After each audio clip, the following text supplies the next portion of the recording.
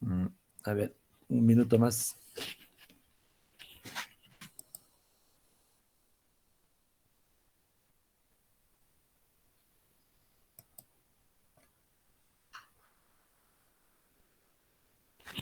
Eh, el grupo que falta, después de la exposición, va a presentar su tema, ¿sí?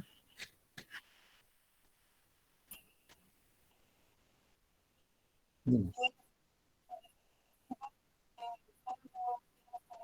No, no, no. Hoy día hacemos las dos clases que faltan para terminar la unidad. Y el próximo miércoles es el examen. Sí, sí. Ya, muy bien.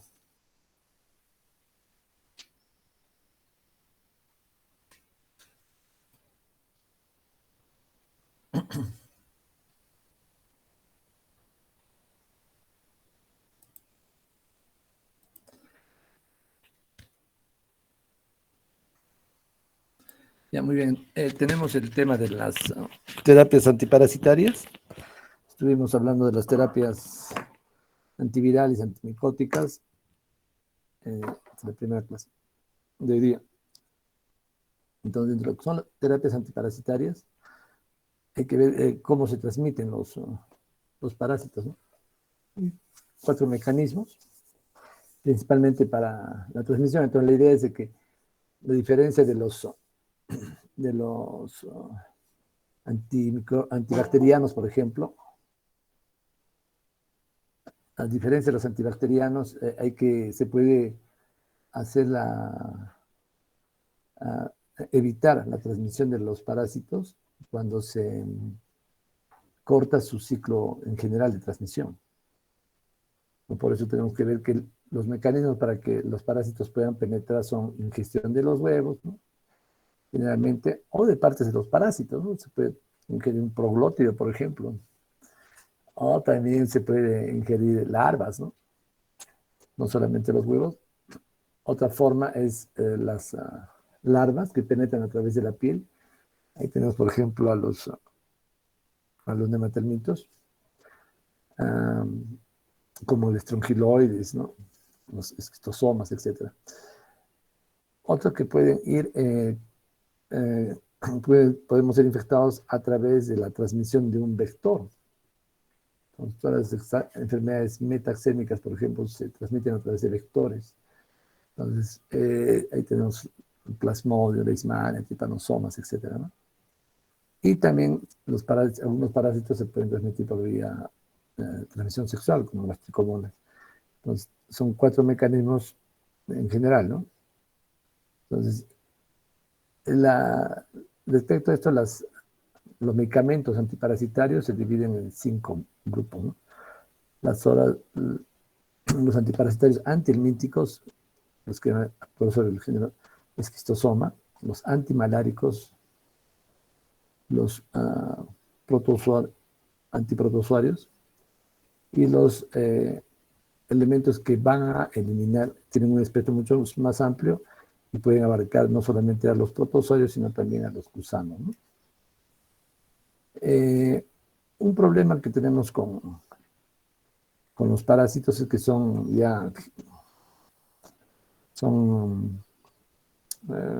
organismos más desarrollados y es difícil producir vacunas para este tipo de organismos porque ya cuentan con aparatos, sistemas, ¿no?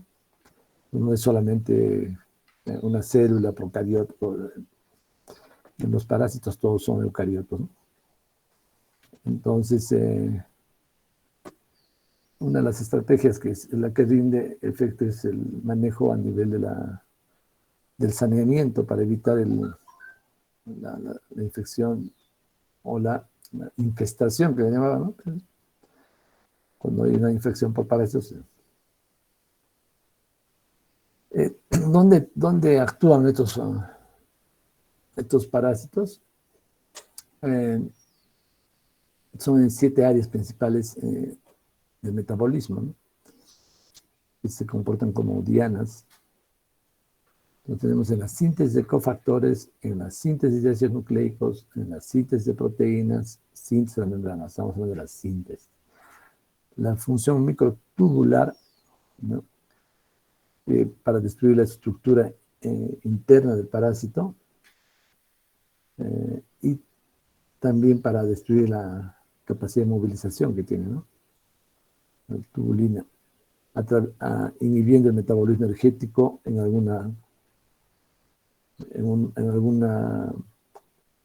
eh, alguna enzima del metabolismo que tenga, o también inhibiendo la función neuromuscular. Con esto lo que vamos a lograr es paralizar al parásito, inhibir su movilidad y eliminarlo, ¿no?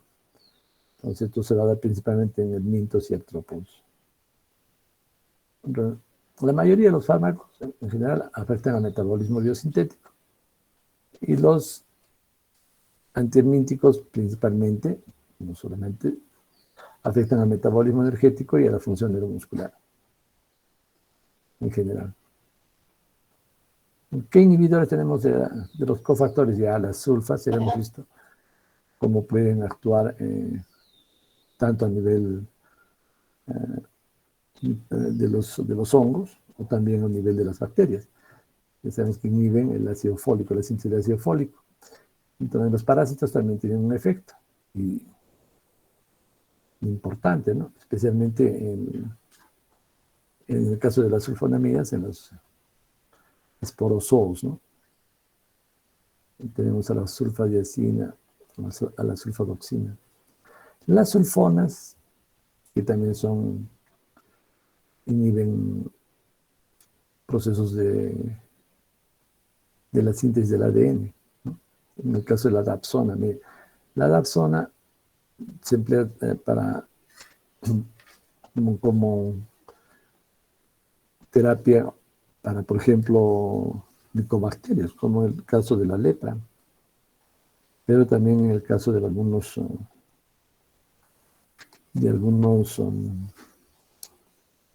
parásitos, como los esquistosomas, ¿no? Como las brubias. Entonces, bloquean la síntesis de los folatos, ¿ya? Que son principalmente la síntesis del ADN. O la sulfadioxina, igual que en el anterior, también va a tener una acción contra la malaria. Ahí tenemos la sulfadioxina como componente del fancidal, que es un antimalárico de segunda línea, ¿no? El otro grupo importante de inhibición de la síntesis de cofactores es también otra sulfa, ¿no? Que son los derivados de las sulfas, que son el trimetoprim, por ejemplo, asociado con el sulfametoxazol siempre. Ya lo hemos visto en lo que es antibacterianos. Pero tenemos también la pirimetamina, ¿no?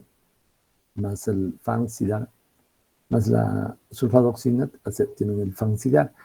Y estas van a actuar principalmente contra los esporozoitos de la malaria, pero también las pirimetaminas actúan contra toxoplasma, ¿no es cierto?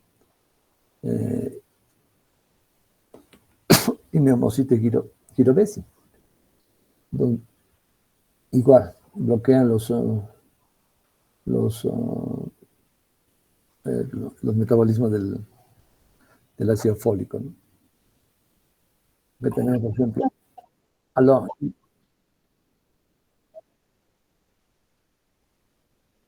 a ver un ratito. ¿Para qué llegan tarde, pues? A ver, hay algunos aquí. Ya, seguimos entonces. Oh, siguen llegando. Miren qué belleza. Ya, hasta 10 minutos de tolerancia, pues. Si no, no vamos a... Empezamos. No, ese es el problema.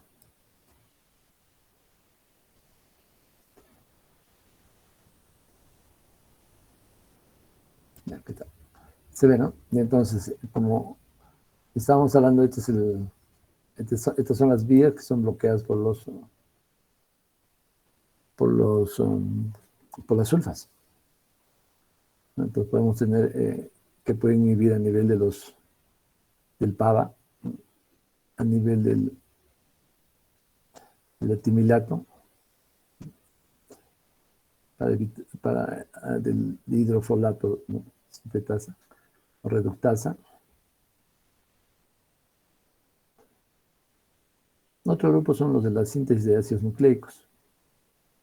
Entonces, acá la función de estos fármacos van a ser insertarse en la secuencia de las bases, ¿no? Del ácido nucleico. Entonces, y van a alterar su funcionamiento. Tenemos a la cloroquina, mefloquina, lofandrina, quinina, ¿no?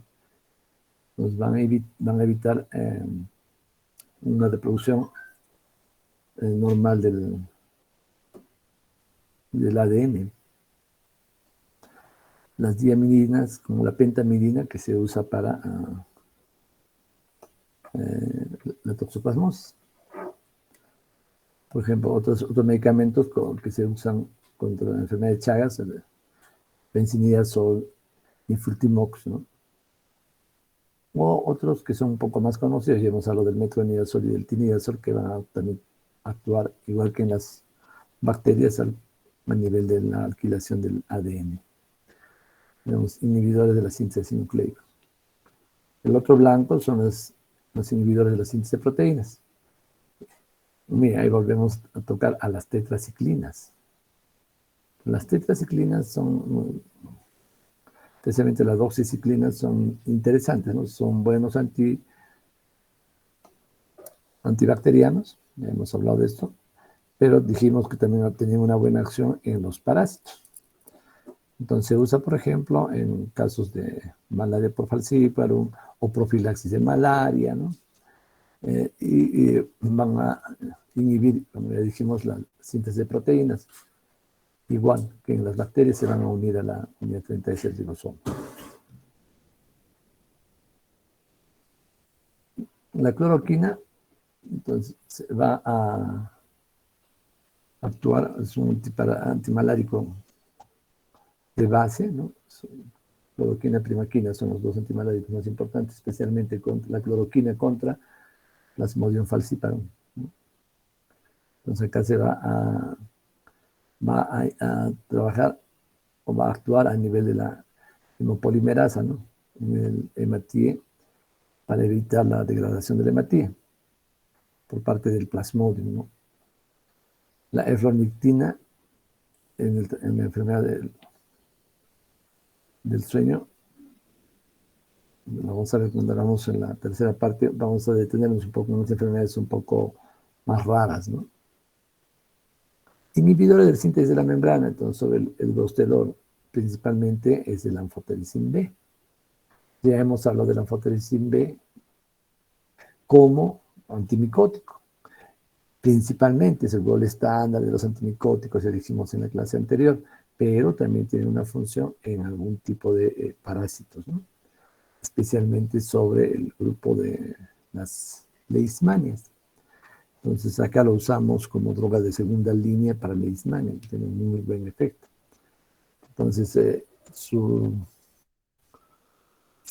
acción es principalmente evitar que, o sea, lesionar la membrana en el caso de la leishmania, y esto va a permitir que haya una alteración en las cargas iónicas del parásito, ya sea en el mastigote, que es una forma activa o tisular, más que en el promastigote, ¿no?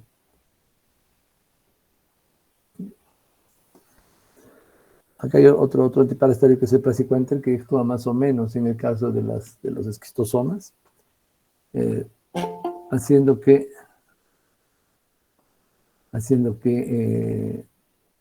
se lesione, ¿no? la pared del esquistosoma, y esto va a liberarlo de una protección normal. O sea, los parásitos, creo que es una charla que ustedes van a hacer, que es un mecanismo eh, de resistencia, o de evasión inmune, que se llama, ¿no? Las capacidades que tienen de generar una disminución en la respuesta inmune eh, con su pared o con sus membranas, etcétera, a nivel celular, pero también a nivel de toda la estructura que tienen. Puede ser pues a nivel de su cutícula, etcétera. Cuando estas membranas en general se lesiona, entonces se liberan sustancias propias del parásito que van a estimular, que son antigénicas, y estimulan a, la, a las células de la inflamación, inflamatorias, sean celulares, sean macrófagos, estimulan a la movilización de anticuerpos o desencadenan el sistema de complemento, etcétera, ¿no? Entonces, al lesionar eso y al acercarse a las otras células, van a comenzar a tener una alteración, especialmente a nivel, en el caso del praziquantel, de los canales de calcio, que van a terminar con la muerte del parásito. Otro grupo van a ser inhibidores de la función microtubular, ¿no? Entonces, acá tenemos principalmente toda la familia de los benzimidazólicos, como el bendazol, mebendazol, tricabendazol, etcétera, ¿no? Y algunos metabolitos de estos, ¿no? Estos se van a fijar a los microtúbulos de los helmintos y inhiben la formación de las tubulinas, que son, como dijimos, parte esencial no solamente de la estructura y arquitectura, sino también del funcionamiento general celular. Entonces, esto va a alterar la incorporación de glucosa y la secreción de acetilcolinesterasa, lo cual le va a llevar también a una parálisis, ¿no? Entonces, este es el túbulo, los dímeros de tubulina, que es la proteína más importante, y al cortarse esto por los antiparasitarios como el bendazol, van a bloquear el ensamblaje de las tubulinas y van a producir la parálisis y la muerte. Otro grupo son los... en este lugar también actúa la ivermectina, pero vamos a ver. Son los inhibidores del metabolismo energético, donde tenemos a los arsenicales trivalentes, melasoprol, ¿no? Y el estivogluconato, o los antimoniales pentavalentes, que se llaman. Antes se usaban los trivalentes, los cuartivalentes, ahora se usan los pentavalentes. Entonces, esto principalmente también se usa en el género Leishmania. Entonces, el estivogluconato son las drogas de primera línea para la leishmaniasis cutánea, ¿no? Entonces, otros son la suramina, que se usa en las tripanosomias, con la enfermedad del sueño, etc. Y van a actuar sobre las enzimas glucolíticas, ¿no? de la nicotinamida. Entonces, nosotros, si ustedes van a ver, hay muchos antiparasitarios que son muy específicos para algún género más de parásitos, ya sean protozoarios o helmintos, ¿no? Y eso es porque no se evoluciona mucho pues, en el estudio de drogas antiparasitarias, porque ya no son problemas casi del primer mundo, ¿no? Sino son, muchos de estos medicamentos son medicamentos que le dicen enfermedades negligenciadas u olvidadas, ¿no? Entonces, hay otros que actúan en los esporos, a nivel de los esporocitos de malaria, ¿no? Como la primaquina, probacona, etcétera, ¿no? Inhiben el transporte de mitocondrias energético a nivel mitocondrial. Estos son los que últimamente tienen mayor difusión, que son los antiparasitarios que inhiben la función neuromuscular. Entonces, acá se va a interferir con la acetilcolina, que es el neurotransmisor más importante para el movimiento de los helmintos principalmente, ¿no? Acá tenemos, por ejemplo, al levamisol y el pirantel, o pamoato de pirantel, que son los que se usaba, todavía creo que se usan en algunos países como los principales antiparasitarios.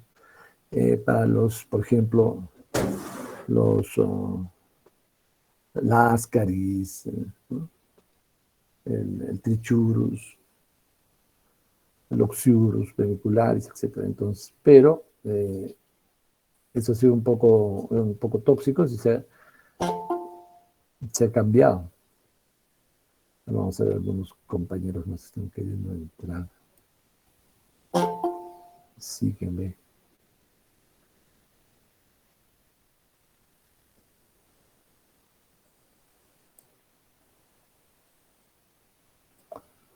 Ya. Hay algunos que son organofosforados, que como todo organofosforado va a inhibir también a la acetilcolinesterasa, ¿no? Ustedes ya saben las intoxicaciones, etc.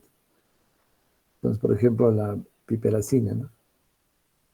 Y la dietilcarbamazina, que van a tener un efecto curadizante, se paralizan la placa motora en el parásito y van a inhibir su movimiento. Entonces, mientras dure el efecto, el parásito puede ser eliminado del organismo, especialmente del tracto digestivo.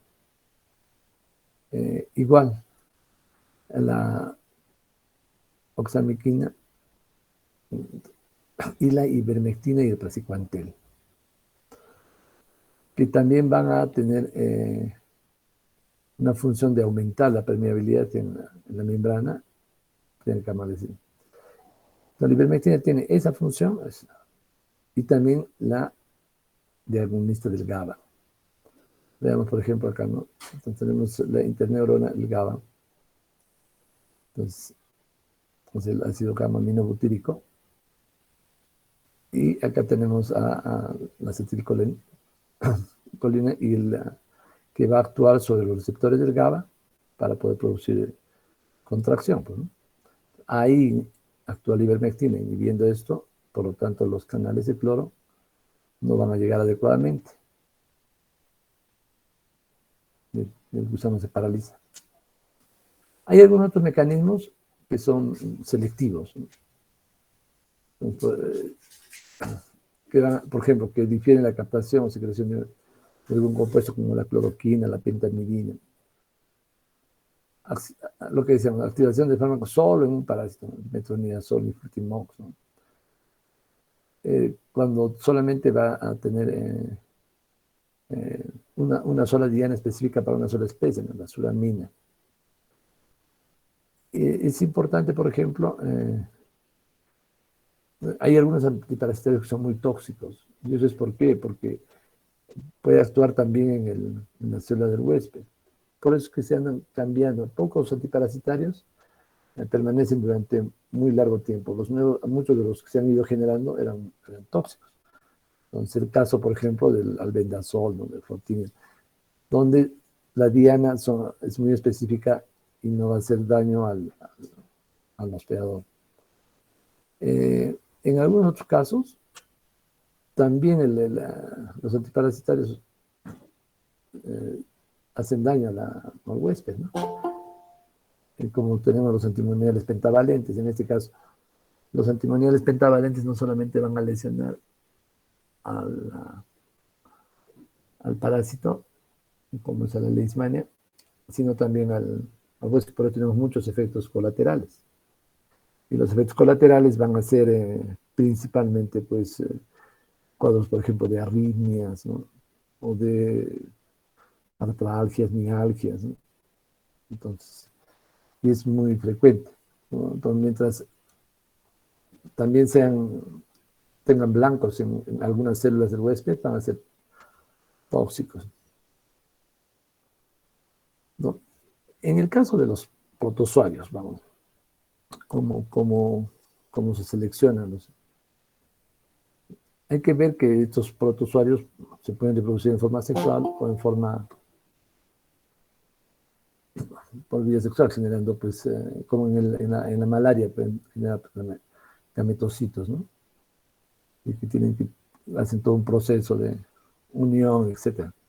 Entonces, también tenemos en algunos protozoarios intestinales, el toxoplasma, etc., que podrían hacer ese tipo de funciones, pero en gran parte son vías asexuales.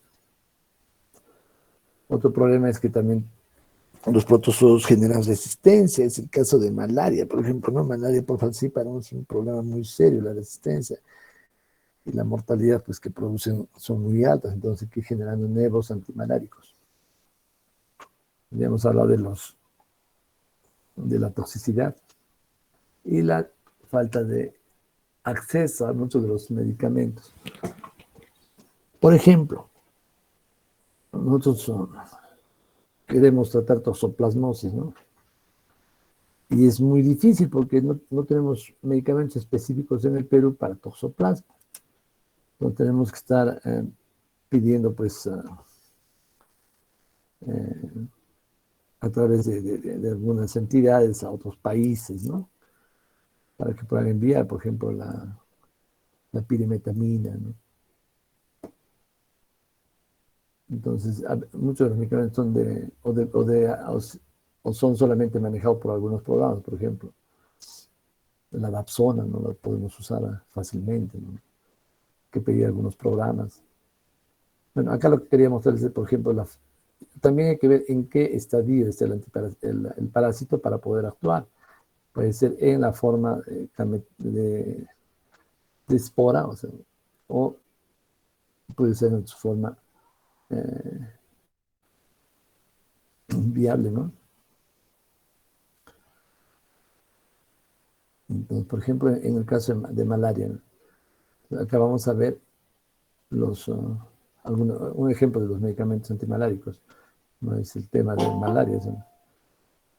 Tenemos que ver que si vamos a actuar en qué nivel con los antiparasitarios, ya sea a nivel de las formas hemáticas, ¿no? del histocito, o a nivel del gametocito, ¿no? Entonces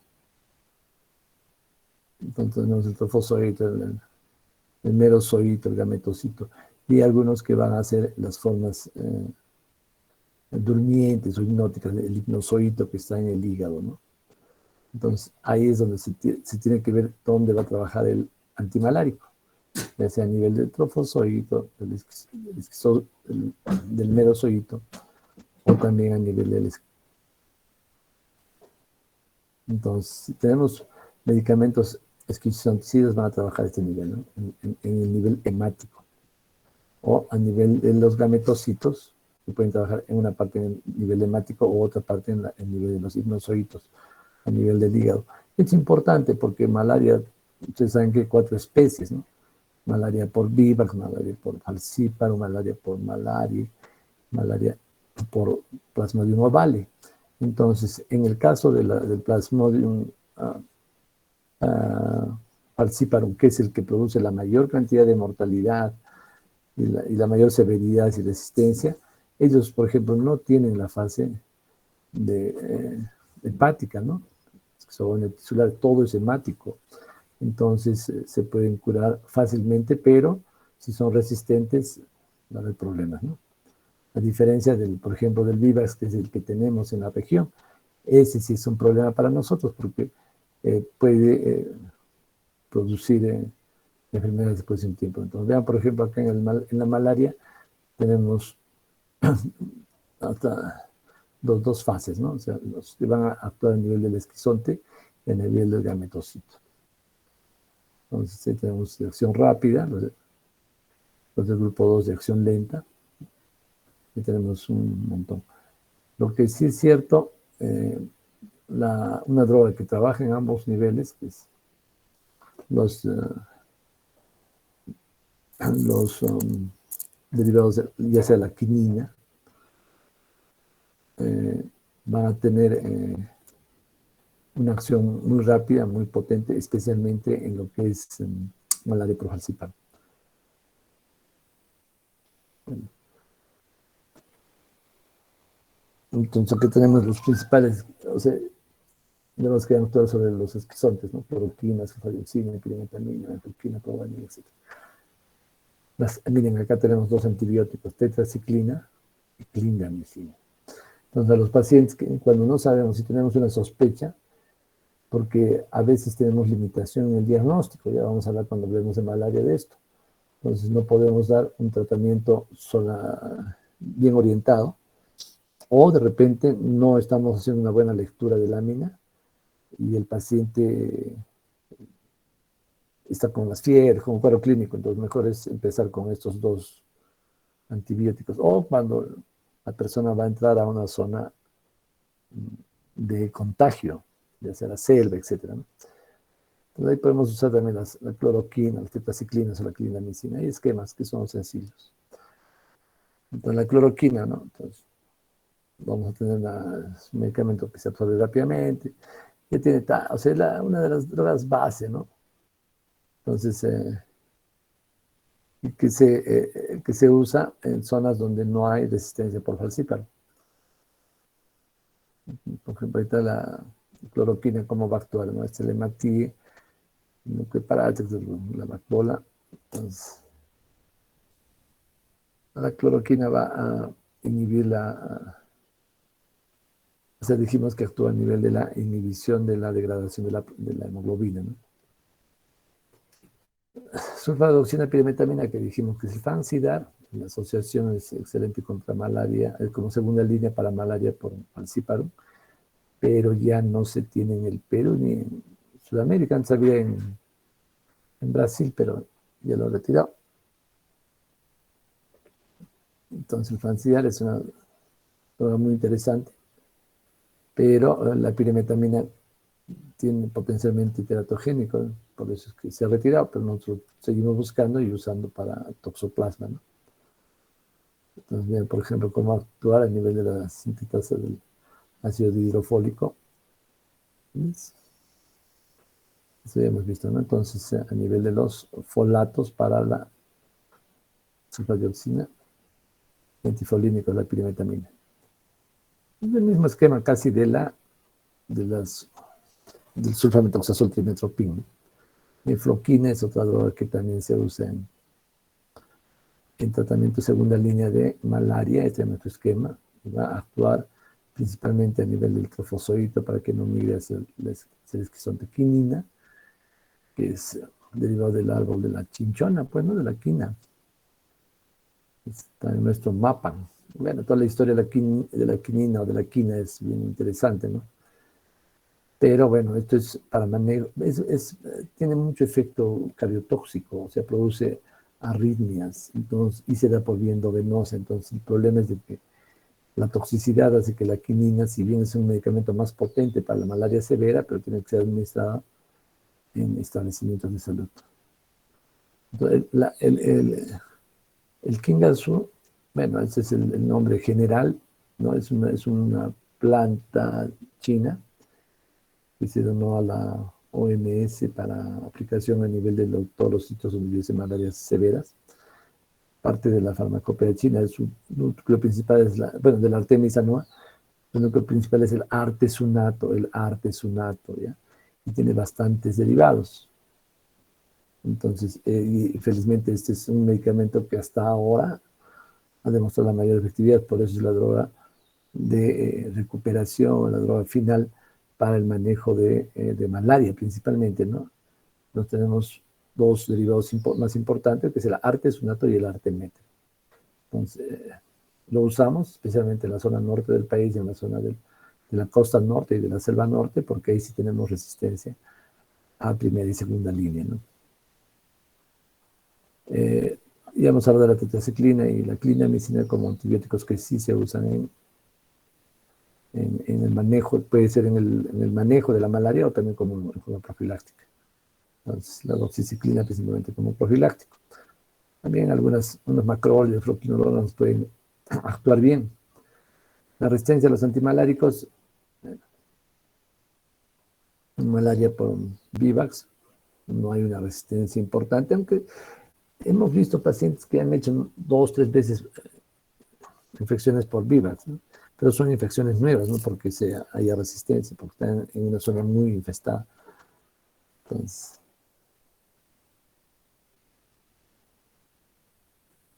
el anfotericin B, ya vimos cuál era su estructura, el aminocinina, que nosotros estamos usando, esto también es un antineoplásico, esta es su molécula, también para la leishmania, pero nosotros usamos anfotericin B, aminocina y ya hemos hablado de los antimoniales pentavalentes.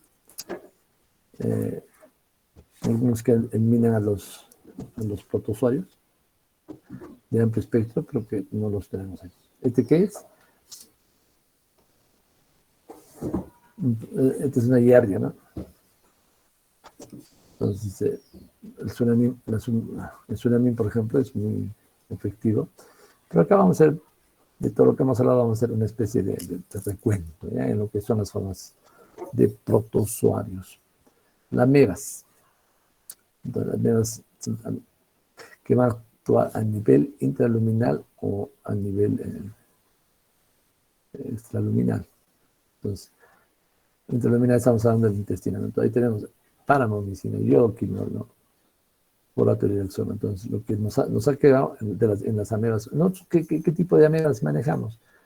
Dos, las intestinales, que principalmente es un problema serio para nosotros, para la ameba histolítica principalmente, y la ameba de vida libre, pues, ¿no? Es la que produce un problema muy serio. Entonces, tenemos las amebas intestinales, que van a tener, por ejemplo, como ejemplo, perdón, como drogas de elección al metronidazol o al tinidazol. ¿Ya? Entonces, en las formas leves, en las formas graves también metronidazol, más tinidazol, pero a dosis mucho más elevadas. Entonces, en las formas extraintestinales de las amebas histolíticas, principalmente son los abscesos amebianos, y eso se va a dar, o los amebomas, se va a dar principalmente en el hígado, o a veces puede haber otro tipo de aparato, ¿no? Bueno, pulmonares, peritoneales, etc. Entonces, pero la forma que nosotros vemos con mucha frecuencia son las formas intestinales. Otro germen, Balantidium coli, que no lo tenemos mucho, ¿no? Además es un problema del... También ahí tenemos las tetraciclinas, no hay que dar, ya saben, embarazo, metronidazol, iodoquinol. Blastocistitis hay bastante, ¿no? Metronidazol es importante, pero blastocistitis no se consideraba un germen peligroso, pero ya se ha visto que está asociado a dispepsias. Entonces, acá viene un grupito muy interesante de parásitos intraintestinales o intraluminales, que son las ciclosporidiasis. Aquí tenemos al Ciclospora cayetanensis, que bueno, es un parásito que se va a comportar como un agente de gastroenterocolitis severa, de deshidratación, y como parte de brotes epidémicos, especialmente en vegetales, ¿no? Vegetales de tallo corto. Entonces, ciclospora. Tratamiento, sulfametosazol, metronidazol, ¿no? Sí, pero también se puede agarrar muy bien. En algunos pacientes inmunodeprimidos se eleva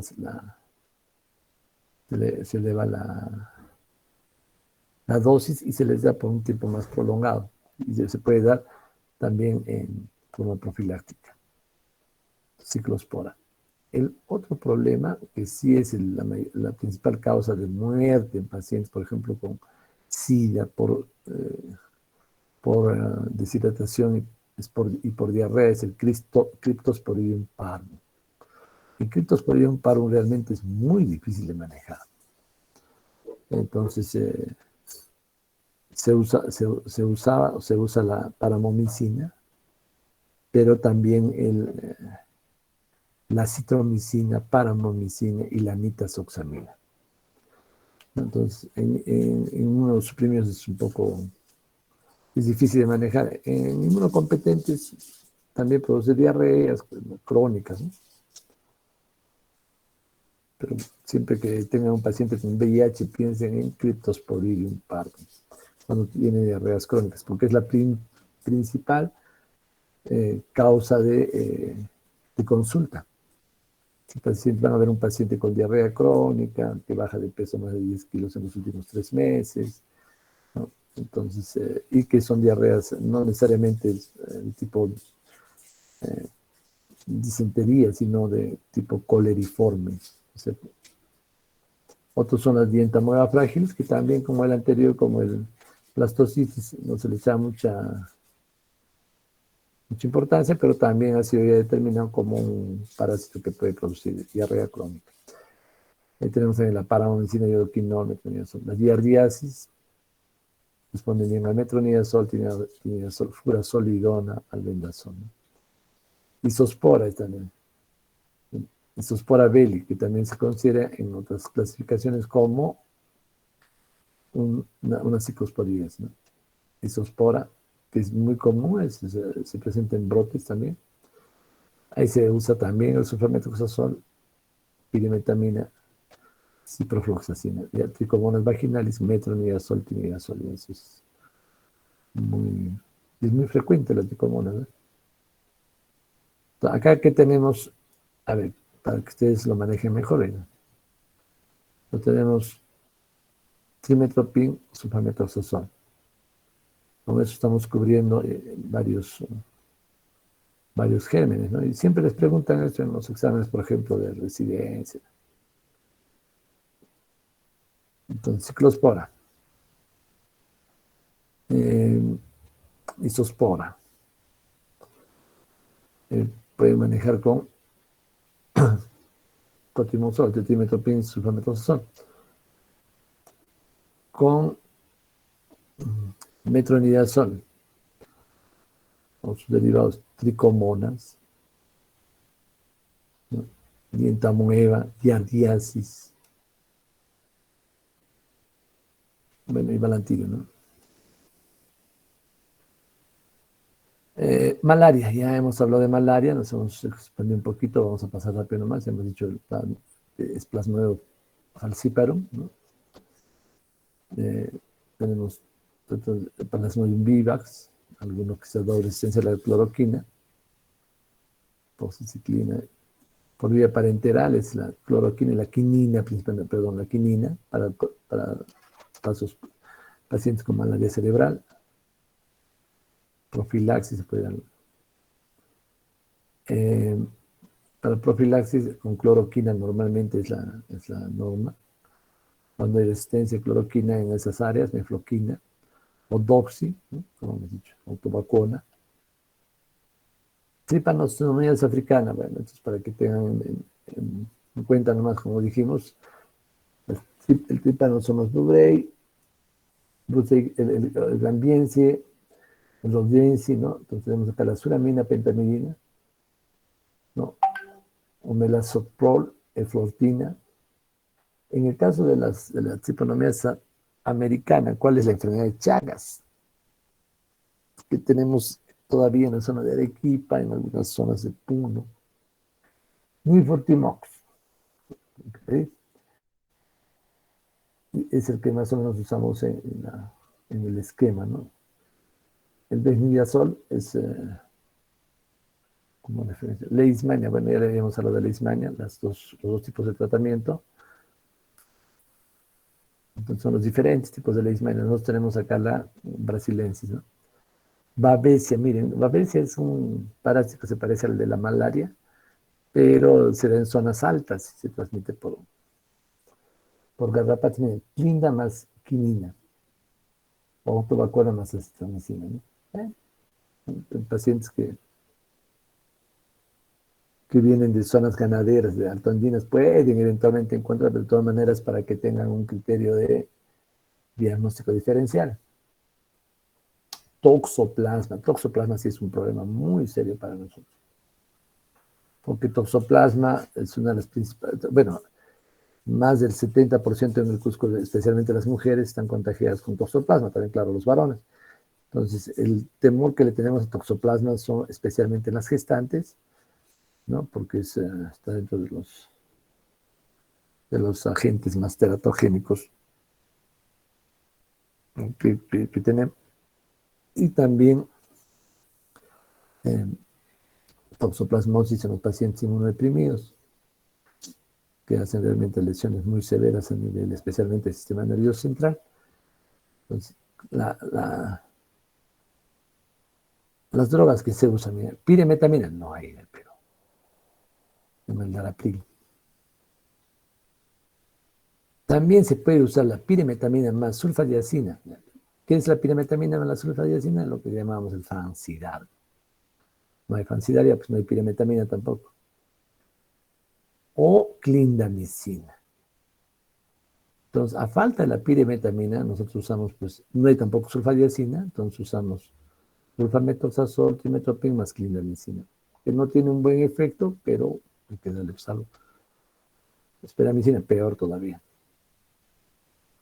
El tratamiento es básicamente por 4 a 8 semanas. con pirimetamina con sulfadiazina o clindamicina también por 4 a 8 semanas. Es un problema muy serio. Bueno, así quedamos con los protozoarios. Ahora vienen los helmintos. Los helmintos son otro grupo importante, ¿no? Entonces clasifican, ya saben ustedes, en dos grupos. Los nematodos, que son o nematelmintos, que son los gusanos, los redondos que se llaman, tipo Ascaris, y los platelmintos o gusanos planos. Ahí tenemos dos. Los platelmintos son, ya saben, las tenias y los cestos, que son los gusanos sentados, y los tematodos, que son la fasciola, ¿no? Los en forma de hoja. Es interesante, cuando hablamos de parasitología, vamos a ver eso. Pero en estos gérmenes, casi todos van a entrar por vía oral o por penetración a través de la piel. Estos son los que desarrollan elevación inmunitaria, pues. Es un cuadrito donde cómo trabaja el praziquantel, ¿no? Y después van a un órgano diana y donde maduran sexualmente, bueno, mucho más. Entonces, el huésped de estos parásitos puede ser un huésped intermediario o un huésped definitivo, ¿no? Entonces, nosotros generalmente muchos de ellos somos huéspedes intermediarios, sin embargo tenemos patologías muy importantes, ¿no? Entonces, en los vertebrados, no estamos hablando solamente del hombre, que se comportan como intermediarios, entonces se van a multiplicar, porque la fase de reproducción sexual lo hacen en los invertebrados, son caracoles, etc. Ya lo saben ustedes. Entonces tenemos, por ejemplo, a dos patologías muy frecuentes en estos medios, ¿no? Extremadamente frecuentes, que son la hidatidosis y la cistercosis. Y bueno, estrongiloides, que se entra por la piel, ¿no? Entonces son las nematodias, o sea, las infecciones por nematodos, infestaciones. Entonces, ahí donde los vamos a tener, muchos de ellos son de tal magnitud y tal frecuencia en áreas que no tienen saneamiento, un adecuado saneamiento, y la población se reinfesta y nos sirve para saber qué grado de saneamiento tiene. Por ejemplo, el Ascaris es un marcador conocido para ver si hay nuevas infecciones, nuevas infestaciones, y cada cuánto tiempo una población se reinfesta para saber cómo está su sistema de agua, de sangre, de desparasitación, etc. Entonces, seguramente los que van a hacer salud pública van a tener eso muy en cuenta. Entonces, ¿con qué se trabaja? Es con los benzimidazoles, los carbamatos, pero acá sí los benzimidazoles son de uso muy frecuente y son relativamente, bueno, son baratos, se encuentran en todo lado, son relativamente, tienen un margen de toxicidad muy alto, o sea, no son relativamente seguros. Tenemos el albendazol, el mebendazol, el tinidazol, el metronidazol y el tibendazol. Entonces, lo que nosotros usamos son principalmente albendazol y mebendazol para este tipo de helmintos. Y las lactonas. Acá la droga más importante es la ivermectina. La ivermectina tiene muy buen efecto en todos los helmintos, menos en dos familias, ¿no? Entonces, nos va muy bien con el Ascaris, nos va muy bien con el Bichurus, ¿no es cierto? Y no nos va tan bien con el Necator americano, ¿sí?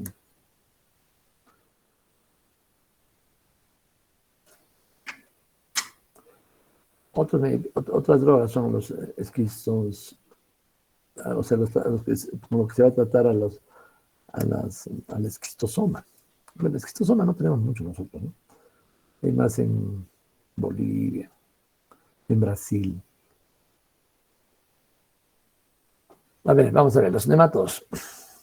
lo mismo, Ascaris lumbricoides, Trichuro, Ancylostoma y Necator. Entonces hemos dicho que estos dos son muy bien manejados con ivermectina. Ancylostoma y Necator, pero a todos les agarra el albendazol, el sulfamapropirantel, pero no le van a hacer ningún efecto al estrongiloides, ¿no es cierto? Entonces, ahí el estrongiloides, dentro de los parásitos, el más peligroso estrongiloides. Y somos zonas de alta infestación. Estrongiloides, o sea, se dice que se adquiere en la selva, ¿no? Con contaminación con aguas servidas, pero también se ha encontrado en las orillas de Guataná y se ha encontrado ahí en algunos niños que no han viajado a la selva, entonces hay contaminación de los estrongiloides también. Igual se pensaba que en la costa eran las zonas donde había humedad, cerca a los pozos, etcétera, ¿no? Pero no, también se ha encontrado, por ejemplo, en los pueblos jóvenes de Arenal, donde se contagiaron con estrongiloides. Entonces, un germen muy versátil, lo podemos encontrar en todo lado. Entonces, paciente que viene, por ejemplo, con una infección de HTLV1 o un paciente que viene con una neoplasia hematológica y que tiene una hipereosinofilia y está bajando de peso, está denunciando crónicamente, tiene diarreas esporádicas, etc., es estrongiloides. Y eso sí, pues lo puede matar, ¿no? Entonces ahí tenemos otro germen más, por ejemplo, acá, ¿no? Enterobius vermiculares, ¿qué es el Oxyurus vermiculares o Enterobius, ¿no es cierto? Ya hemos dicho que el pamato era lo más potente, pero como se vendía un poco desgraciadamente, este sí era medio tóxico, podía producir convulsiones. Entonces, pero muy efectivo, ¿no? Para hacer campañas masivas. Con lo que se usa, pues ahora ya no es eso, sino, y es el albendazol. El albendazol no se usa mucho porque, bueno, no es tampoco tan tóxico. El albendazol es un poco más, tiene más rango de seguridad. Entonces, el enterobius, si se trata a una persona, se trata a toda la familia, porque todos están contaminados, ya saben cómo es. Cuando hagamos un parásito, lo vamos a ver. Estrongiloides, el tratamiento de elección es la ivermectina. El tiabendazol no tiene mucho efecto, es intolerante, hay que darlo diario. Lo que ivermectina en dosis únicas nos elimina las formas intestinales y en 3 dosis nos elimina las formas sistémicas, es muy potente. Luego tenemos nematos tisulares, ahí viene el otro grupo de nematodos, ¿no? Que se meten por la piel o son transmitidos a través del vector. Ahí tenemos la larva migratoria, ¿no? El Toxocara canis, Toxocara cati, y eso lo tienen que ver. Pero se ve el gusano, ¿no? Causa ceguera en algunos casos. No es un hallazgo frecuente, digamos. Tratamiento también al albendazol. Lo que sí vemos es esta larva migratoria cutánea, o larva migrans, ¿no? Esto sí se ve y es interesante, especialmente en la selva. Y las personas que van, por ejemplo, a visitar los parques nacionales, etcétera, ¿no? Muchos turistas, etcétera, vienen con este problema de la migrante. Puede ser el Ancylostoma canignum o el Ancylostoma brasilensis. Tratamiento también albendazol, ivermectina, tiabendazol. Dracúnculos, bueno, ya son más problemas no lo tenemos en el país. Hemos tenido un brote, ¿no? De anisakis, de pescado, que venían unas conservas de Japón, creo, ¿no? Pero bueno, Dracunculus, Angistrolus, Natosoma, todos son Trichinella spiralis, ¿no es cierto? La Trichinella spiralis, que eso sí lo tenemos. No, Trichinella es me estoy confundiendo con el picocéfalo. Entonces, la trichinela es la que produce la triquina, la verdadera triquina, ¿no? La que se va a poner en el músculo, etcétera. Ese es un nematelmiento, es un gusano. No lo tenemos en el Perú, no hay. Entonces nos confundimos a la cistercosis con con la triquina, entonces es otra cosa. La tricinela es eso. Entonces la tricinela pues, se puede usar para el vendasol, capilaria, tampoco. Las filariasis linfáticas, estas son la Weikeria bancrofi, Rubia malawi, Rubia timori, Loa loa. Por ejemplo, todo este grupo tiene un fármaco muy específico que no usamos en otras, que es la dietilcaromacina, ¿no? Estos van a usarse en África, pues, principalmente en la India, ¿no? En Asia Menor. Manzanela, ivermectina, ¿no? Mebendazol es lo mismo. La oncocerca volvus, la ceguera de los ríos produce la oncocerca volvus, ¿no? Tratamiento ivermectina. Tremátodos, ¿cuáles son los tremátodos que nos interesan a nosotros? Los gusanos en forma de hoja. Los tremátodos que tenemos en el Perú son dos importantes, ¿no es cierto? Que es la fasciola o fasciola hepática, que es muy común, lo tenemos acá en la costa. Miren, la cosa, ¿cómo es que se hallan estas hojas, ¿no? Acá le dicen en quechua. ¿Cómo se halla estos tremátodos? Generalmente es en forma casual, en cirugías, porque vienen como colestit, se termina, encuentran ahí los tremátodos, ¿no? La fasciola. Entonces, y es causa, pues, de colangitis, de abscesos hepáticos y también de hipereosinofilia, pues, principalmente en personas que comen berros o que vienen de zonas ganaderas, etc. Es muy, muy, muy frecuente. Entonces, eso es importante. El otro grupo de tremátodos que tenemos son los tremátodos que van a producir las lesiones pulmonares. Entonces, ahí tenemos uno que es muy común. Entonces, en los tremátodos tenemos, nosotros tenemos la fasciola hepática, ¿no? Bueno, esquistosomas vamos a hablar ahorita. Y el Paragonimus peruvianus. Eso se da en el norte.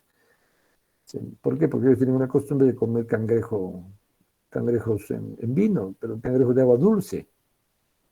Así como nosotros comemos los camarones, ellos tienen cangrejos, son platos típicos, ¿no? Y ahí pues es donde se reproduce este Paragonimus. Entonces producen lesiones similares a tuberculosis, con cavernas, ¿no? Con hemoptisis masivas, etcétera. Pero tienen hipereosinofilia. De todas maneras, para que tengan como referencia, no hemos encontrado otro tipo de paragonismo, ¿no? El Westermanni no lo encontramos, el peruviano, sí. Bueno, los esquistosomas o esquistosomiasis, esquistosoma namatobium, japonicum, etcétera, en Amazonia. Entonces, todos estos se manejan con el praziquantel. Nosotros hemos encontrado el hematobium en algunos pacientes que venían de Bolivia. Mira, qué cosa interesante, la zona del Beni venían con hematuria, hematuria, porque esto se aloja en la pared de la vesícula. Amazonia, bueno, solamente eso, el resto, claro, en algunos turistas que vienen de esas zonas, ¿no? De África principalmente. Eh, otro tipo de fasciolas, tenemos en el Planorbis tampoco. Hemos dicho acá en el Perú solamente fasciola y paragonismos. Céstodos, otro grupo importante y que nos produce mucho problema, ¿no? Entonces, tenemos acá cestos intestinales, ¿no? Y que pueden migrar a ser cestos tisulares. Aunque tenemos generalmente se controlan bien con miclosamida, praziquantel. A ver, vamos a ver. En cestos tenemos el difolbrotum latum. El difolbrotum latum es el parásito más grande, puede llegar a medir 11 metros, ¿no? Entonces es un platelminto muy grande.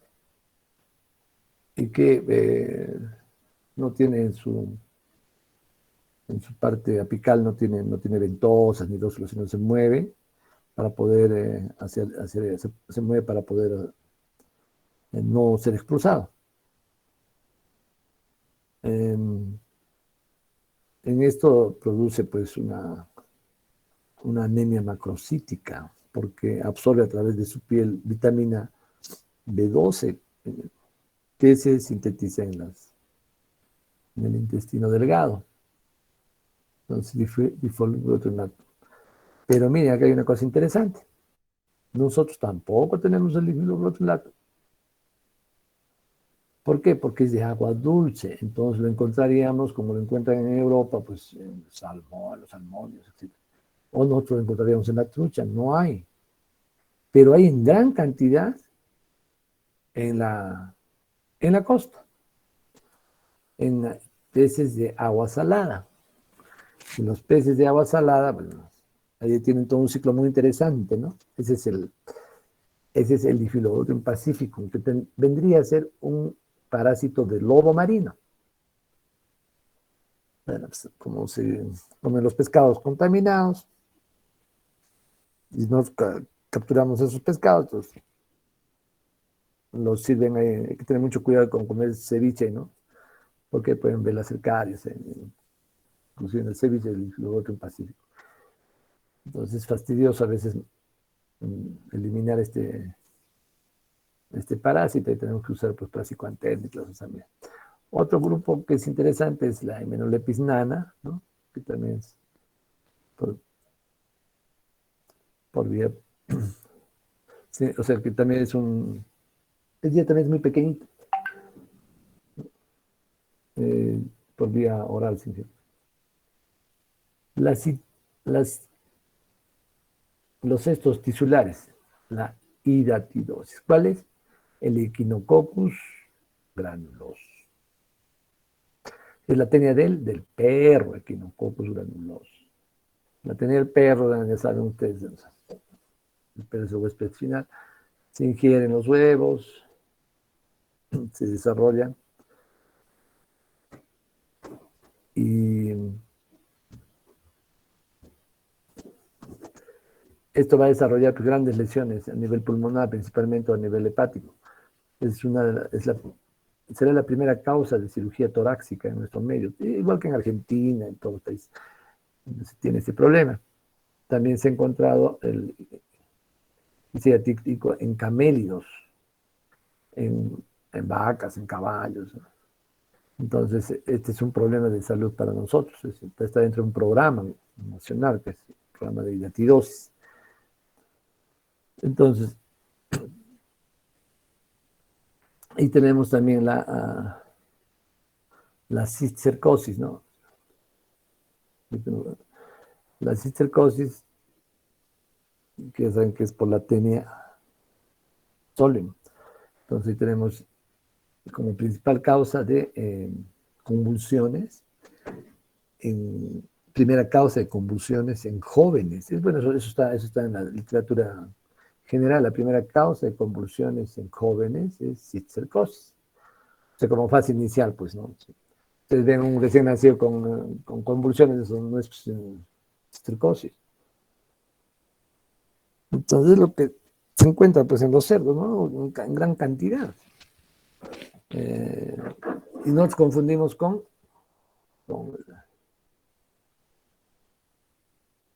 la triquinosis, ¿no?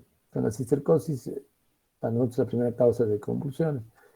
Antes había pues unos procedimientos pero cruentos para poder sacar los cistercos cuando se encontraban.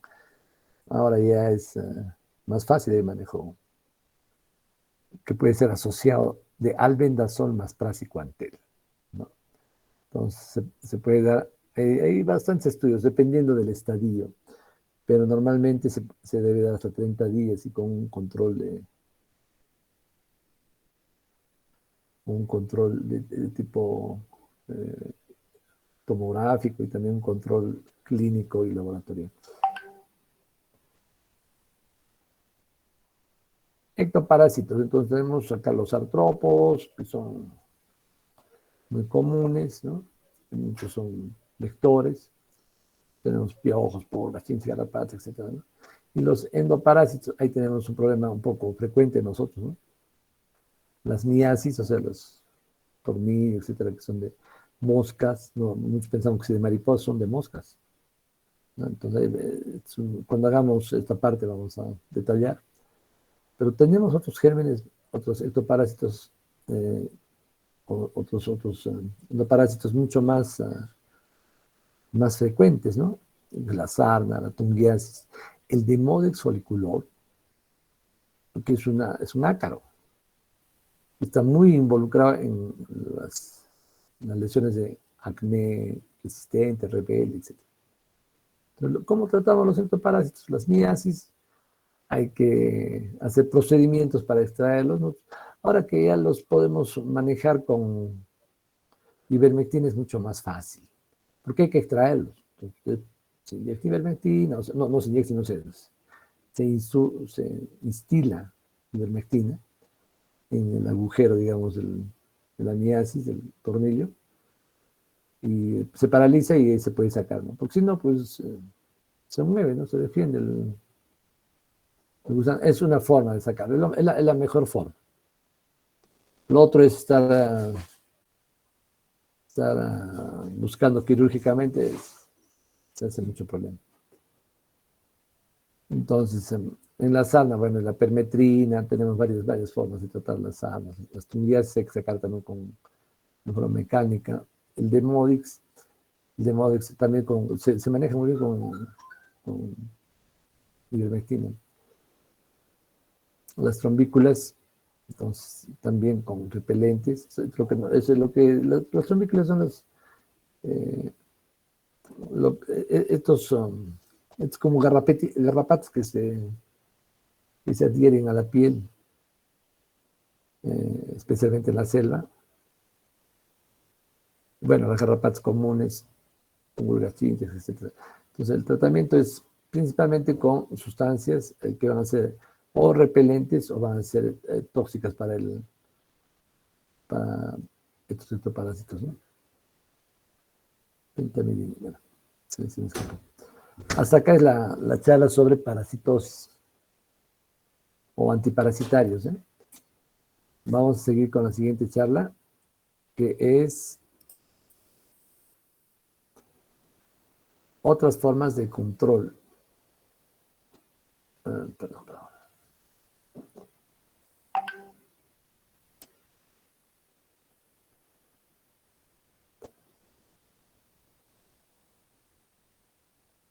A ver, un minutito.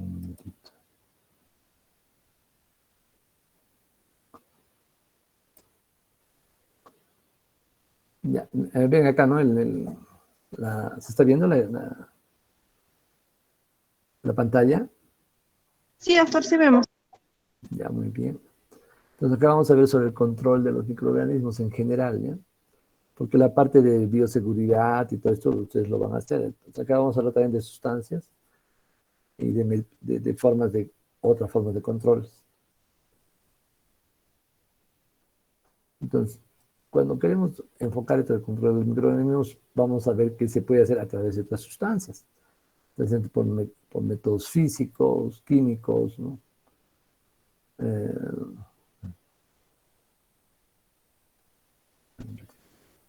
Ya. El objetivo de esto es destruir el físico, o sea, por estos métodos, la presencia de gérmenes, o reducir el, la cantidad de gérmenes. Entonces, eso lo va a diferenciar entre los elementos que producen esterilización y los elementos que producen solamente limpieza o desinfección, ¿no? ¿Qué hacemos cuando usamos este tipo de sustancias? Entonces, vamos a ver si es que se puede lesionar, ya sea una célula que sean viables, ya sean bacterianas, vegetativas o las endosporas, idealmente, ¿no? Hongos, ya sean esporas o levaduras, protozoarios, ya sean trofosoritos o quistes, gusanos, virus, hasta priones. Entonces, nosotros buscamos eliminar esto sin causar lesión en el huésped o en el ambiente. Yo no le puedo echar pues, una sustancia corrosiva que va a eliminarme todo esto, por ejemplo, a una piel o de repente a un instrumento delicado, etcétera, ¿no? Entonces hay que tener cuidado con eso. Entonces, tenemos los agentes físicos, agentes químicos y agentes mecánicos. En los agentes físicos tenemos calor, tenemos radiación. ¿Ya? Entonces, en los agentes que, o sea, podemos tener calor de tipo seco o calor húmedo. El calor seco, lo más frecuente es la incineración, o sea, lo quemamos. Pues esto va a producir esterilización, sí o sí. O los ponemos en estufas, o sea, en hornos, ¿no? Y eso también va a producir esterilización. Ahora, el calor húmedo puede ser un calor, o sea, una temperatura elevada, pero no tan elevada, pero a presión, es como una olla a presión, pues, ¿no? Entonces, estamos hablando de los autoclaves que nos interesan, ¿no? Ustedes seguramente han hecho esto bastante en sus prácticas, ¿no? De microbiología. Eso nos va a producir esterilización. La otra forma de usar el calor húmedo es, o sea, hirviendo, o sea, en agua hirviendo, ¿no? O con sistemas de pasteurización. Eh, Esto no nos va a producir esterilización, sino una desinfección solamente. ¿Ya? Y ya tenemos algunas diferencias. Ese es el calor. Lo otro es la radiación. Pues podemos usar dos tipos de radiación. La radiación ionizante, la no ionizante. La radiación ionizante puede ser con rayos X, con los catódicos o con rayos gamma. Con esto se logra esterilización, ¿ya? Con radiaciones ionizantes. Con radiaciones no ionizantes, principalmente es los rayos ultravioleta, ¿no? Los UV. Entonces, eso se usa, vamos a desarrollarlo solamente para que tengan el esquema, ¿no? Con esto vamos a llegar a hacer una desinfección. Desinfección. Eso es con agentes físicos. O sea, hay algunos más, que son combinaciones, ya no agentes químicos. Cuando usamos agentes químicos pueden ser gases o líquidos, ¿ya? Dependiendo del tipo de gas podemos lograr una esterilización o una desinfección. Y en los líquidos puede ser a través solamente de la forma corriente, o sea, por arrastre, pueden ser animados o inanimados. Podemos lograr antisepsis, ¿no? O sea, antisépticos. Tenemos tantos antisépticos que vamos a mencionar. O pueden ser, estos son sobre superficies animadas, sobre la piel, etcétera, alcohol, eso puede ser antiséptico.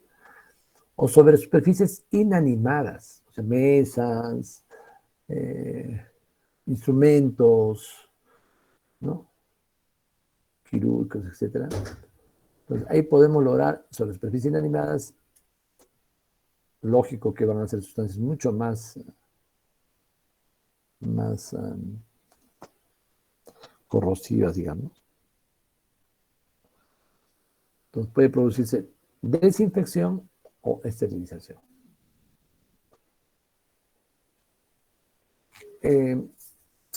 La tercera forma de trabajar con esto son la remoción de estos agentes por métodos mecánicos. Entonces, ahí vamos a usar la filtración. La filtración, que puede ser a nivel de líquidos o a nivel del aire. Pues, cuando usamos, por ejemplo, filtros para poder hacer cámaras, o sea, habitaciones a presión negativa, sacamos el aire a través de un sistema de presión negativa y los gérmenes patógenos se van a quedar en los filtros, ¿no? Entonces vamos a hablar de una desinfección. O vamos a lograr, cuando usamos líquidos, nos podemos filtrar, por ejemplo, un líquido, por ejemplo, un alimento o una pues, agua, podemos filtrar, ¿no? Para esterilizar. Dependiendo de la microporosidad, se pueden filtrar hasta virus, ¿no? Del elemento que se use. Podemos llegar hasta la esterilización. Entonces, esos son los tres grupos importantes.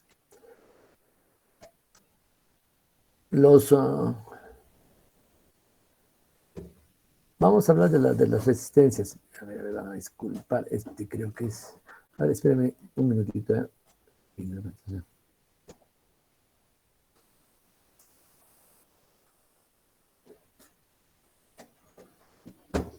Es que acá tengo... Es una charla que estaba...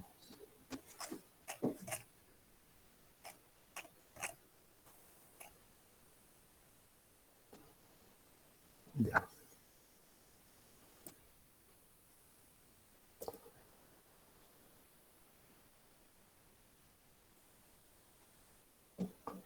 A ver, un momentito, un momentito.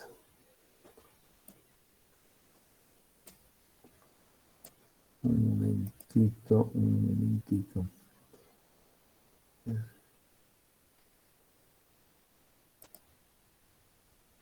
Ya, ahora sí. Ya, entonces, cuando hablamos de la resistencia de los microorganismos a esto, vamos a diferenciarlos en aquellos que tienen más resistencia, una resistencia moderada y una menor resistencia a estos agentes,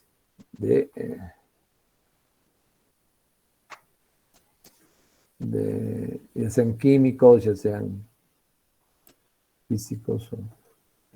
Entonces, por ejemplo, los que presentan mayor resistencia son las endosporas bacterianas y los priones. O sea, son los que nos van a dar como tope, ¿no? O sea, vamos a tener que usar métodos mucho más fuertes que lleguen a destruir, porque la endospora está en un estado de latencia. Entonces tenemos que destruir la estructura misma, ¿no? Ya sea de la pared, ¿no? O de la cápsula, o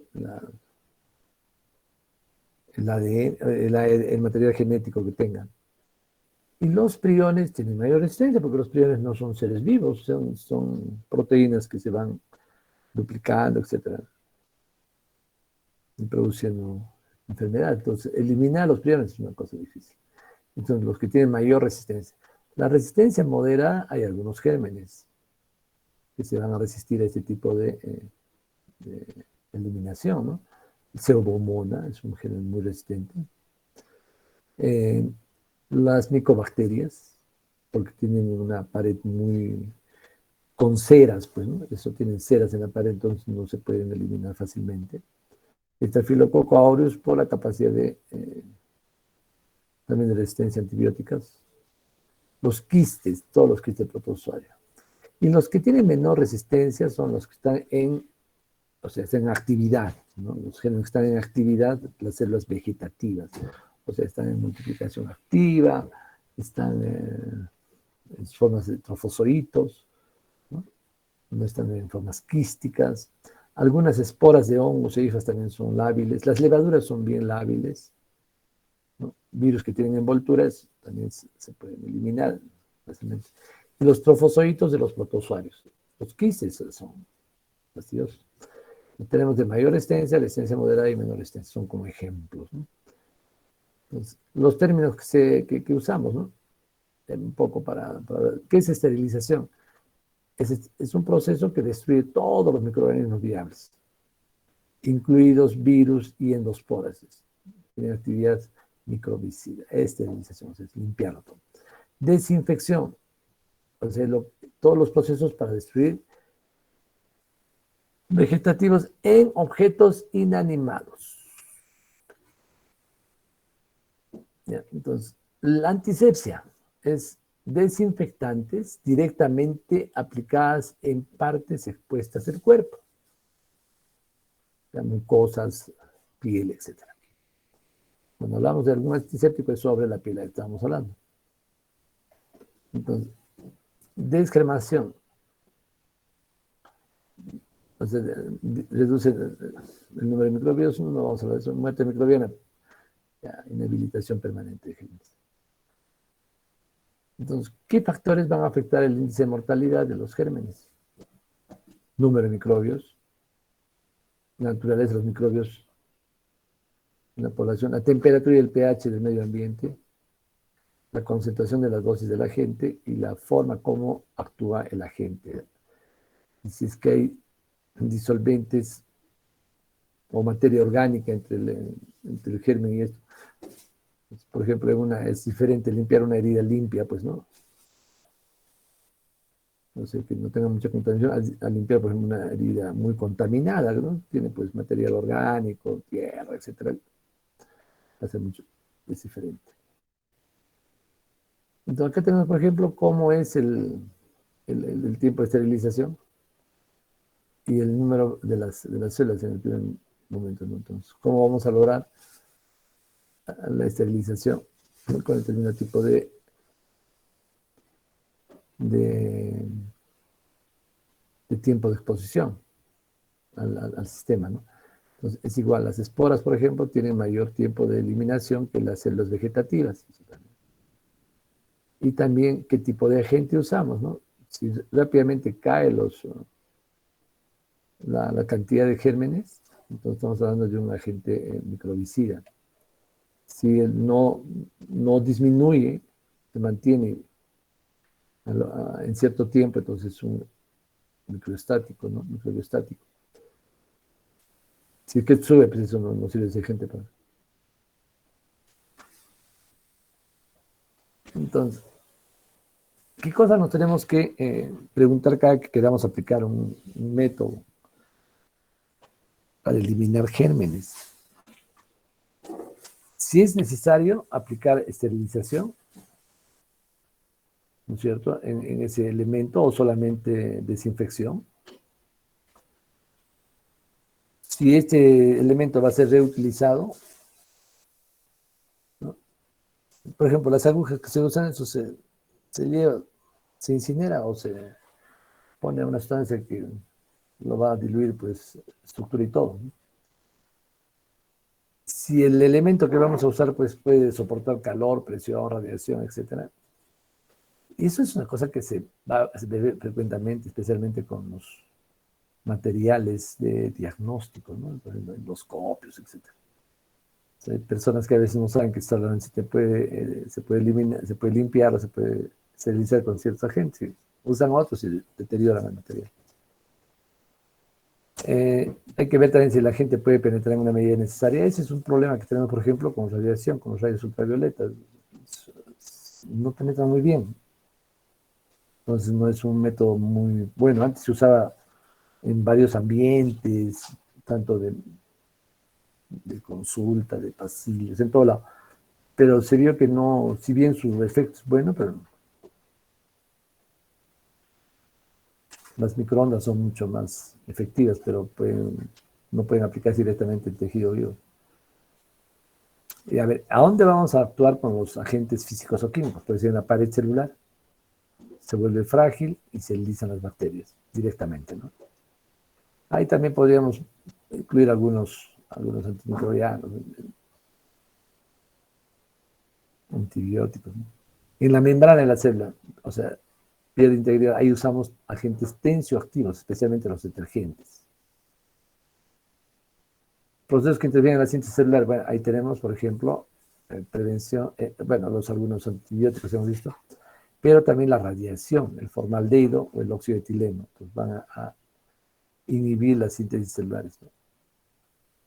A nivel de las proteínas, entonces interfieren para prevenir la traducción o desnaturalizan las proteínas. Ahí tenemos los alcoholes, los fenoles, los ácidos, el calor, donde van a actuar los diferentes agentes antimicrobianos. Entonces, o sea, es interesante, ¿no? Tenemos moléculas de surfactants que van a alterar la integridad de la membrana y, lógico, va a haber una destrucción de los jabones principalmente, ¿no? Los detergentes, pero Igual acá, ¿no? Podemos tener o sea, a través del calor, podemos hacer un cambio del pH, podemos naturalizar totalmente una proteína, ¿no? O de metales pesados también podemos hacer lo mismo. Entonces acá estamos hablando, por ejemplo, de sales de plata, de oro, mercuriales, etcétera. Pero, ¿cuáles son los métodos? Calor ya hemos hablado, baja temperatura, desecación, radiación, filtración. En el calor húmedo ya hemos hablado, ¿no es cierto? ¿Qué se va a lograr, no? De acuerdo al tiempo de explosión, coagulación y desnaturalización de proteínas principalmente. En el calor seco vamos a deshidratar y vamos a alterar las proteínas y vamos a incinerar. Vamos a quemarlo. Acá hay un ejemplo muy interesante que compara el calor seco con el calor húmedo, ¿no es cierto? Entonces van a ver que, por ejemplo, acá tenemos a los bacilos, al Clostridium, al tétano. Nosotros usamos el Bacillus subtilis como una especie de control. Vean, si nosotros usamos temperatura a 121 grados centígrados, ¿no? Lo vamos a exponer a calor húmedo, o sea, en un autoclave. Y lo exponemos un minuto y el bacillus muere. Si solamente lo exponemos a calor seco a 121, vamos a tardar que se muera en 120 minutos. Miren la importancia de usar el calor húmedo, en la mayor parte de los gérmenes. Lo mismo sucede con el Clostridium, el bacillus, este otro bacillus, ¿no? Igual. El Clostridium, por ejemplo, 120 y vamos a tener 120 minutos. El Clostridium tetani, a 100 grados o 105 grados, 10 minutos para que se muera. En calor húmedo. Y 60 minutos para que se muera en calor seco. Es mucho más efectivo usar el calor húmedo. Entonces, ¿cómo medimos la muerte por destrucción térmica? Entonces, ahí tenemos dos valores. El tiempo de destrucción térmica es un tiempo más corto, ¿no? Un periodo de tiempo más corto para poder eliminar. O sea, cada uno de los agentes que estamos viendo van a tener diferente tipo de tiempo de destrucción. Y otra cuestión es el punto de muerte térmica, que es la temperatura más baja para matar a todos los microbios en 10 minutos. Vamos a ver los del calor húmedo. Entonces, vapor a presión, vamos a hablar de esterilización. El modelo es en autoclave, ¿no?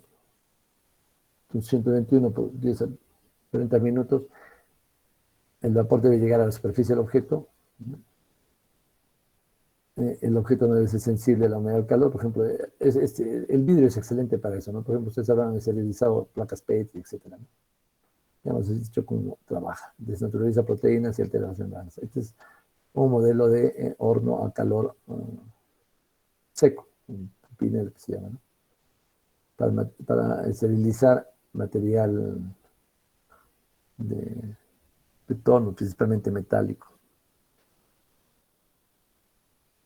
Acá tenemos, por ejemplo, este de acá es un autoclave, ¿no? Hay formas en que, por ejemplo, se trabajan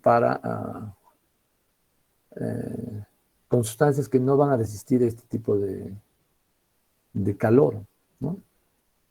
Entonces, y hay que hacerlo en forma sucesiva. Esto se llama la tindalización. Es una esterilización intermitente, ¿no? Entonces, son artículos que se exponen al vapor por 30 a 60 minutos, luego se dejan un día y nuevamente se someten al vapor, ¿no? Entonces, eso se repite durante 3 días.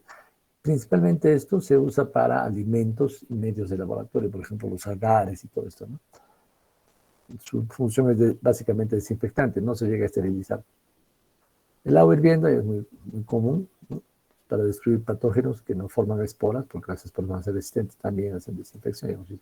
Pasteurización, que es una forma muy común de conservar los alimentos, ¿no? Entonces, no se no se destruye, no cambia el sabor, ¿no? El valor. ¿Cómo es la pasteurización? Ustedes están escuchando la leche pasteurizada, estos los productos son pasteurizados. A 65 grados por 30 minutos es el método por lotes, o a 70 grados durante 15 segundos. Entonces el método flash. Entonces se pone esto y después se enfría, después se pone esto y después se enfría, ¿no? Estos variables. No esteriliza, principalmente mata patógenos que no forman esporas y los que forman esporas son los peligrosos en este caso. Luego se puede enlatar. Entonces, por ejemplo, Clostridium botulinum, un problema muy serio con el tema de por ejemplo, de la leche o del queso pasteurizado y enlatado, ¿no? Puede persistir ahí. El calor seco, bueno, es incinerar. O sea, ya puede hacer. Se usa, por ejemplo, en mechero Bunsen, en el caso de los laboratorios, ¿no? O también se puede usar, pues, en otro tipo de sustancias. Pues, ahora ya es muy limitado eso, ¿no? O los hornos secos que van a estar hasta 180 grados y que coagulan las proteínas. Esta es la exposición directa a la flama, ¿no? En el frío también se usa en algunos casos, pero principalmente para conservación. O sea, para disminuir el crecimiento de los microbios, ¿no? Es un microbio estático. La congelación hasta menos, entre 0 y 15 grados o menos de 0 grados. Entonces se conserva medios de cultivo. Entonces, mientras más bajo sea, pues más se conservará, porque hay una inmovilidad de las moléculas. Entonces, la desecación. Entonces, acá principalmente es para inhibir o retrasar algunos procesos metabólicos, ¿no? Y bueno, las esporas van a proliferar en este método, ¿no? Entonces, la desecación, una forma de desecación es la liofilización, o sea, es el secado por congelación, es para la preservación de alimentos principalmente. Bueno, vamos a la radiación. La radiación ionizante, ¿no?, tiene un poder de penetración muy fuerte, va a llegar hasta el ADN, ¿no es cierto? Y se rompe. Ahí tenemos rayos gamma, los rayos X, rayos catódicos, ¿no? Entonces, esto sí se usa para esterilizar material médico, pero también productos alimentarios, claro que pueden ser desnaturalizados. Por ejemplo, acá es una fuente de radiación, luego esto va a quebrar al material genético, ¿no? O sea, el ADN, por ejemplo. Entonces tenemos la radiación no ionizante también, que es poca penetración, a luz ultravioleta, ya hablamos de eso, ¿no? Por ejemplo, acá tenemos un ADN, va a venir el rayo ultravioleta y puede cambiar la secuencia de una sola base, etc. Es débil, pero también se usa, ¿no? La filtración, ya hemos hablado, es básicamente mecánico todo, y hemos dado los ejemplos también, ¿no? Entonces, el líquido, por ejemplo, a través de una filtración, vamos a tener un líquido esterilizado de acuerdo al filtro, ¿no? Entonces, muchos son filtros de diatomeas y que van a tener una buena eficacia, ¿no? Hay otros agentes que, ya vamos a ir a los agentes químicos. No pueden ser desinfectantes, antisépticos, esterilizantes, ¿no? Germicidas y conservantes. Entonces, pues, tienen una acción rápida. Deben tener, idealmente, el agente químico debe tener una acción buena en concentración baja, debe ser soluble en agua, en alcohol, y debe permanecer estable, tiene que tener un amplio espectro, baja toxicidad, que penetre adecuadamente en el tejido o en la sustancia que se está desinfectando, no debe producir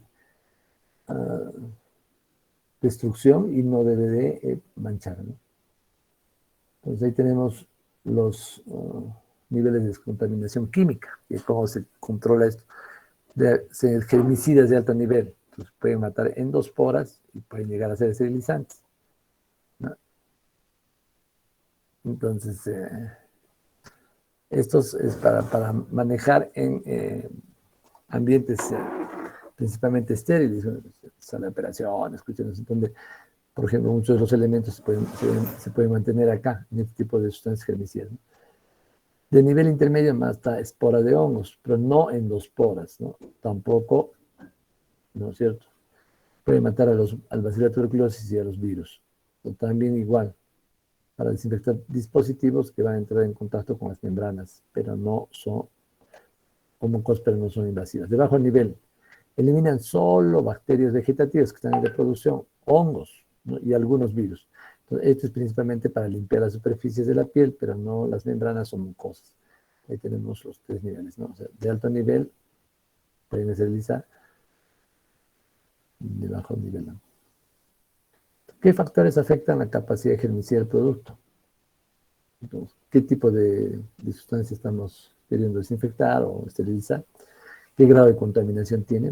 Diferente limpiar pues un instrumento que esté altamente contaminado, cuánto tiempo está expuesto y qué acción tiene, ¿no? ¿Cuáles son las categorías de los agentes germicidas? Los halógenos, los fenólicos, la clorhexidina, alcoholes, el peróxido de hidrógeno, detergentes, metales pesados, aldehídos, gases y colorantes, ¿no? Halógenos, lo más importante son el cloro, que se usa para todo. Entonces, esto va a interrumpir las proteínas, o desnaturaliza las proteínas, y son inestables a la luz del sol, por eso siempre vienen en cobertura opaca, ¿no? Se usa pues, en forma general, es más barato, en aguas, en objetos inanimados. El yodo, que usamos también en algunos casos, por ejemplo, para limpieza de superficies, ¿no? De piel, ¿no? O de mucosas también, o de tejidos. Los agentes fenólicos principalmente van a actuar en las paredes y membranas celulares y precipitan las proteínas. Bactericida, fungicida, ¿no? El triclosan, que se usa mucho en jabones, pero también en líquido para limpiezas de superficies y todo esto. Los fenólicos, la clorhexidina, que por ejemplo eso se usa mucho en limpieza de la piel, ¿no? En los preoperatorios. Y también, ¿no? En varias sustancias, en jabones, en pastas dentales, en colutorios, ¿no? Los alcoholes, bueno, que también tienen que ser en soluciones de 50-95, ahora es de uso de rutina en todo sitio, ¿no? Son tensoactivos, disuelven lípidos de la membrana y las proteínas, ¿no? Ya sean de bacterias vegetativas o tienen un nivel intermedio. El 95 sí es viricida. El peróxido de hidrógeno, que bueno, ya no se usa mucho, ¿no? El agua oxigenada es débil, el 3% y fuerte del 5%. Entonces, produce radicales libres hidroxilo, ¿no? Dañan al ADN y también van a desnaturalizar la proteína de la germina.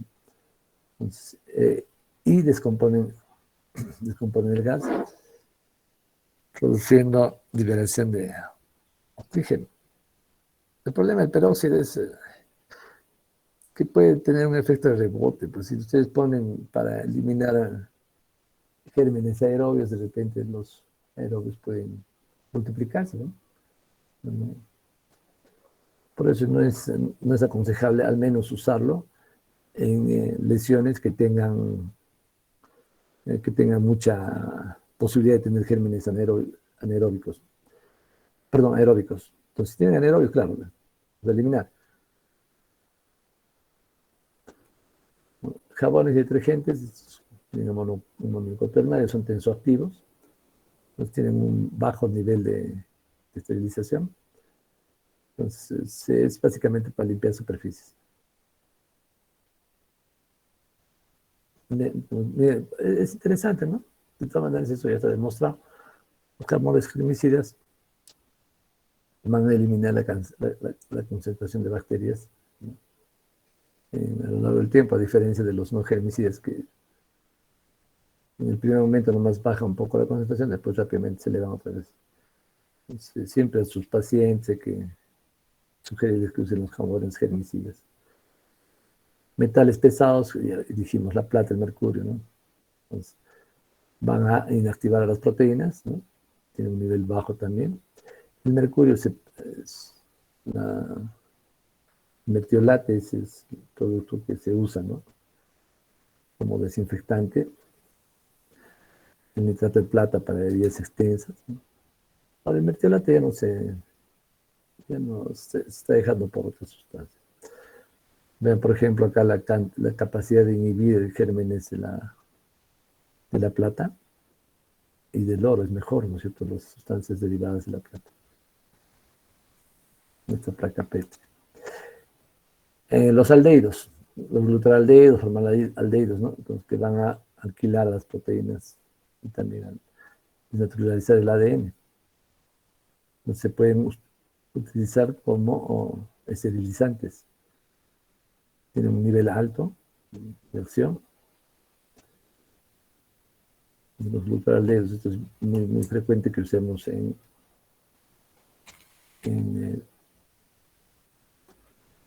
establecimientos de salud. Gases y aerosoles. El óxido de etileno, el óxido de propileno son alquilantes, tienen un nivel alto de esterilización, ¿no? Y también de desinfección, especialmente para alimentos, plásticos y dispositivos que se van. Donde tenemos una comparación o unas indicaciones de algunos elementos, ¿no? O sea, los productos comerciales,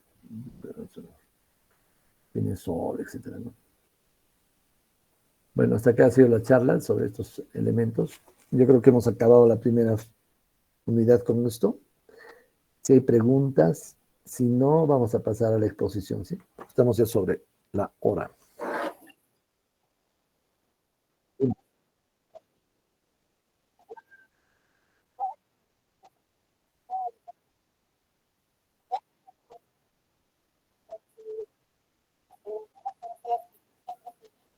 ¿Sábado? No, sábado ya no puedo. Podemos hacerlo entre el 16 o a ver qué llega. Marzo. El 16 nos toca, ¿no? Ya. O el 15 o el 17, pues.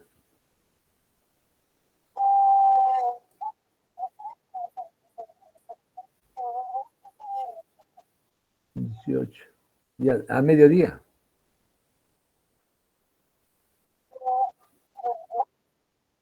Ya. En la mañana o a mediodía, pues. No, el 18 no puedo.